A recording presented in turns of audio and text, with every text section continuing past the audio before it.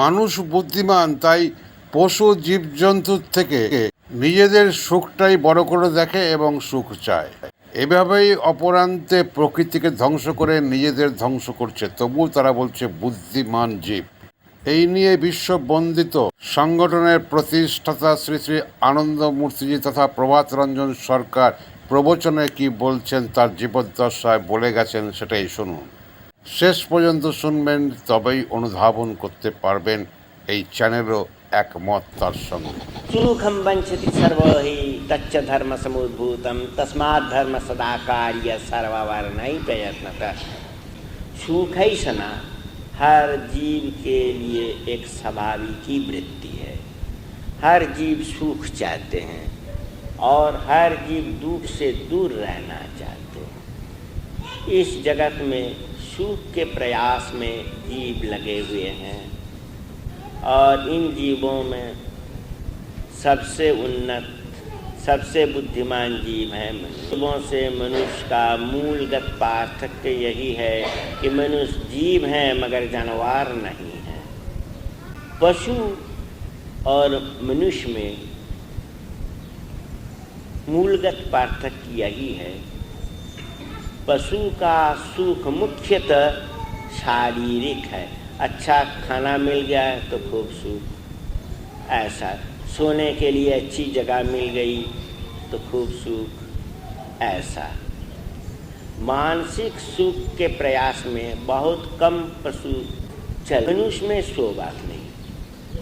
मनुष्य बुद्धिमान है। मनुष्य जानता है कि जागतिक सुख जिससे मिलता है वो वस्तु सीमित है, वो वस्तु अनंत काल तक मुझे सुख नहीं दे सकती। तो सुप्राचीन काल में जब प्रथम मनुष्य की पैदाइश हुई थी उसी टाइम से मनुष्य सुख की खोज में रत हैं और यह भी प्राचीन काल से ही मनुष्य समझने लगे कि जागतिक सुख, शारीरिक सुख, अन्न वस्त्रगत सुख अधिक दिनों तक या अधिक देर तक रहेगा नहीं। जिसे रसगुल्ला खाना पसंद है वो रसगुल्ला तो खा रहा है, रसगुल्ला कंठ के नीचे चला गया तो सुख खत्म हो गया। क्यों? न रसगुल्ला सीमित है, वो अधिक देर तक तुम्हारे जीभ पर तो रहेगा नहीं। तो मनुष्य प्रयास में लग गए कि स्थायी सुख कैसे मिले। तो स्थायी सुख किससे मिल सकता है?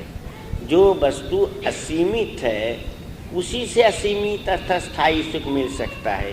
जो सीमित है वो कैसे स्थायी सुख दे सकता है? वो आज है कल नहीं रहेगा। जो आगच्छति स गच्छति, जो आया है वो जाएगा। हर सीमित वस्तु आती है और जाती भी है।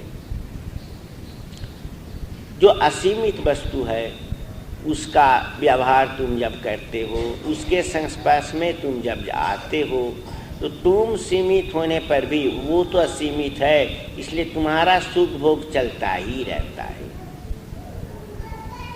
कोई मनुष्य अगर स्वाभाविक दुनियावी ज्ञान का अर्जन कर लिए तो दुनियावी ज्ञान कितना बड़ा है, न पुस्तकों में सीमित है।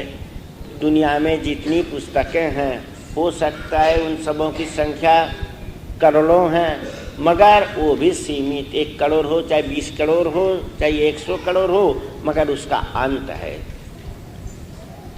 किंतु जो ब्रह्म विज्ञान है, जो ब्रह्म विद्या है, शास्त्र में इसी को विज्ञान कहते हैं। ब्रह्म विद्या को शास्त्र में विज्ञान कहते हैं। वी माइनस ज्ञान प्लस अनट, वी पूर्वक ज्ञान धातु अनट, विज्ञान। विज्ञान माने ब्रह्म विद्या, पराविद्या, और जिससे मनुष्य दुनियावी बातों को जानते हैं, समझते हैं, जिसको साइंस कहते हैं। उसके लिए संस्कृत शब्द है अविद्या, विज्ञान नहीं, अविद्या। तो अनंत वस्तु को मनुष्य जब तक नहीं पाते हैं तब तक स्थायी सुख नहीं मिल सकता है। सुखम वंचति सर्वहि तच्च धर्म समुद्भूतम। यही जो सुख की खोज, इसी से ही मनुष्य धर्म का आविष्कार किया। मनुष्य अपनी बुद्धि की बदौलत समझ लिए कि सीमित चीज़ की ओर दौड़ना बुद्धूपनी है, बुद्धिमान का काम नहीं है। असीमित चीज़ की ओर हमें चलना है, और ये जो चलना, इसी का नाम है धर्म साधना। ये धर्म हो चाहे बच्चे हो, क्यों? जो आज बच्चे हैं उनके जीवन में बुढ़ापा अवश्य आएगा, इस तरह की कोई बात नहीं है। हो सकता है 20-25 साल उम्र में मर जाए, खुदा ना खास्ता अगर वो 20-25 साल उम्र में मर गए तो अगर वो बुढ़ापे के लिए धर्म साधना को रख देते तो इस जीवन में तो उनसे धर्म साधना नहीं होती। इसलिए धर्म साधना एक ऐसी चीज़ है जिसमें उम्र का कोई विचार नहीं है। 5-6 साल से ही मनुष्य शुरू करने वही अच्छा होगा, और अधिक दिनों तक अगर जिंदा रह गया तो बहुत अच्छा, अधिक दिनों तक साधना करने का मौका मिल गया। और खुदा ना खास्ता कम उम्र में मर गया तो भी कोई बात नहीं है, बचपन से साधना किया था, जितने दिनों तक दुनिया में थे उतने दिनों तक तो उन्होंने साधना की। तो तच्च धर्म समुद्भूतम तस्मात् धर्म सदा कार्य। तो इसलिए धर्म साधना हर इंसान के लिए फर्ज है। वो बूढ़े हो, बच्चे हो, अमीर हो, गरीब हो, पंडित हो, मूर्ख हो, मर्द हो, औरत हो, कोई बात नहीं है। तुम लोगों को मालूम है कि ध्रुव नाम के एक बड़े भक्त थे, नारायण के भक्त। तो बहुत कम साल उम्र में, 5 साल उम्र में साधना में बैठ गए, और इतनी कम उम्र में साधना शुरू कर दिए। देख के जो बड़े बड़े भक्त थे, तगड़े तगड़े भक्त थे, वे भयभीत हो गए। उनमें हड़कंप शुरू हो गया कि ये छोटा भक्त हम लोगों से आगे बढ़ जाएगा, क्योंकि ये कम उम्र से साधना शुरू किया, ये जब बड़े बुजुर्ग बन जाएंगे तो साधना में बहुत आगे बढ़ जाएंगे। तो नारायण क्या किए, नारद से कहे देखो तो नारद, उसको तुम टेस्ट करके देखो तो किस तरह का भक्त है। तो नारद जी पहुंच गए तो बोले अरे तू बच्चा है, तू साधना क्यों करता है, अभी बड़े बुजुर्ग बनो तब साधना करोगे। तो बच्चा ने कहा यही बात, जब बड़ा तो सब कोई नहीं भी बन सकता है, कम ही उम्र में तो देहांत हो सकता है, इसलिए कब हम बड़े बनेंगे उसके इंतज़ार में क्यों रहेंगे जी, वो तो बुद्धिमान का काम नहीं होगा। और दूसरी बात क्या है ना, ये जो मनुष्य का शरीर, जो शरीर हमें मिला है, ये भी तक दुर्लभ वस्तु है। इस दुनिया में कितने जानवर हैं, कीड़े मकोड़े हैं, कीट पतंग हैं, ये भी परमात्मा की अभिव्यक्ति है। मगर इनमें यह ही असुविधा है कि इनमें बुद्धि कम रहने के कारण साधना की आवश्यकता ये महसूस नहीं कर सकते हैं। किंतु हमको तो मनुष्य का शरीर मिल गया, हम इसकी आवश्यकता भी महसूस करते हैं, तो हम टाइम बर्बाद क्यों करें। तो नारद जी आपका जो कहना है वो कहना ठीक नहीं है, आप बड़े बुजुर्ग आदमी हैं, आप हमको मिसगाइड क्यों कर रहे हैं, ऐसा नहीं करना चाहिए। उन्होंने कहा कि कौमार आचरित प्राज्ञ धर्मान भागवतानि दुर्लभं मानुषं जन्म तदप्याध्रुवमर्थदम। इस दुनिया में कितने जीव जंतु हैं, और इनमें मनुष्य का शरीर जो है ये दुर्लभ है, आसानी से नहीं मिलता है। कितने करोड़ों जीवन के बाद धीरे धीरे थ्रू क्लैशेस एंड कोलिजन्स मनुष्य का तन मिलता है, तो ये दुर्लभ है। और ये दुर्लभ मनुष्य का तन में और भी अधिक दुर्लभ है वो तन जो तन साधना के द्वारा पवित्र हो चुका है। साधना के द्वारा जिस तन को परमात्मा आत्म साक्षात्कार हो गया है, तो दुर्लभं मानुषं जन्म तदप्याध्रुवम अर्थदम। तो मनुष्य का जीवन तो दुर्लभ है, और अर्थशील मनुष्य का जीवन अर्थात अर्थपूर्ण मनुष्य का जीवन, मूल्यवान मनुष्य का जीवन और भी दुर्लभ है। इसलिए हे नारद, जितनी कम उम्र में मनुष्य कर सके उतनी कम उम्र से साधना मार्ग में आ जाना चाहिए। समय नष्ट नहीं करना चाहिए। समय नष्ट करना बुद्धिमान का काम नहीं है। दुर्लभं मानुषं जन्म तदप्य आध्रुवम अर्थदम। तो इसलिए कहा गया है कि सुखम वंचति सर्वैः तच्च धर्म समुद्भूतम तस्मात् धर्म सदा कार्य सर्ववारणै प्रयत्नतः। सर्ववारणै अर्थात जो इंटेलेक्चुअल है, बुद्धिमान है, काफ़ी पढ़े लिखे हैं, वो तो खुद महसूस करते हैं कि अभी से, आज ही से, इस मुहूर्त से धर्म साधना शुरू कर देना चाहिए।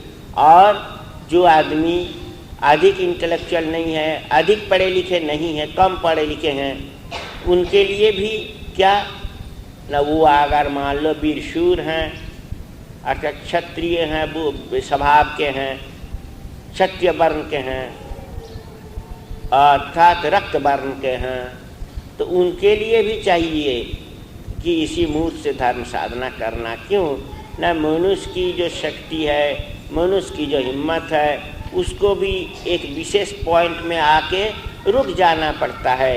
एक विशेष बिंदु में आके उसका भी खात्मा हो जाता है। इसलिए जो इंटेलेक्चुअल नहीं हैं मगर वीरशूर हैं, उनके लिए भी धार्मिक साधना फर्ज है। और तीसरे कौन है न, वैश्य वर्ण के लोग, अर्थात जो विषय जीवी हैं, बिजनेस करते हैं, दुकानदारी करते हैं, खेती बाड़ी करते हैं, उनके लिए भी जो दुनियावी धन संचय संपत्ति उनके है, वो आखिर तक उनके साथ तो नहीं रहेगी, सब छोड़ के जाना पड़ेगा। तो उनको भी समझ लेना चाहिए कि दुनियावी दौलत जो मेरे पास आई है, जब आखिर तक हमारे पास नहीं रहते हैं और आखिर तक साथ रहते हैं, एक कौन न, एक एव सुहृद धर्मा निधनप्यनुजाति चा।